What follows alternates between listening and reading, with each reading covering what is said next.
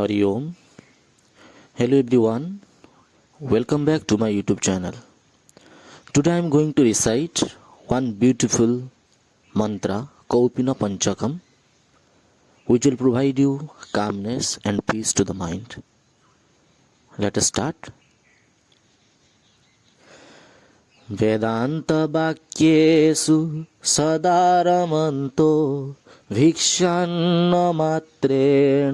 चतुष्टिमन्तः विशोकवन्तः करणैकवन्तः कौपीनवन्तः खलु भाग्यवन्तः कौपीनवन्तः खलु भाग्यवन्तः कौपीनवन्तः खलु भाग्यवन्तः मूलं तरोः केवलमाश्रयन्तः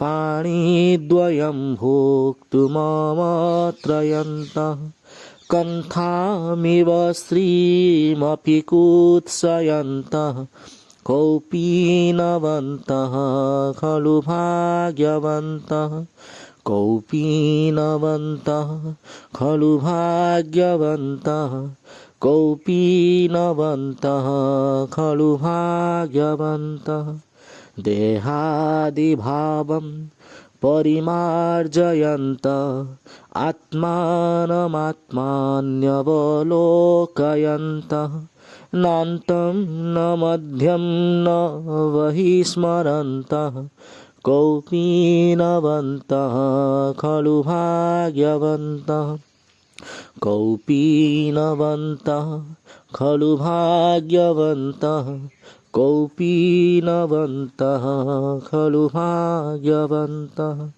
स्वानन्दभावे परितुष्टिमन्तः सशान्तसर्वेन्द्रियदृष्टिमन्तः अहर्निशं ब्रह्मण्ये रमन्तः कौपीनवन्तः खलु भाग्यवन्तः कौपीनवन्तः खलु भाग्यवन्तः कौपीनवन्तः खलु भाग्यवन्तः पञ्चाक्षरं पावनमुच्चरन्तः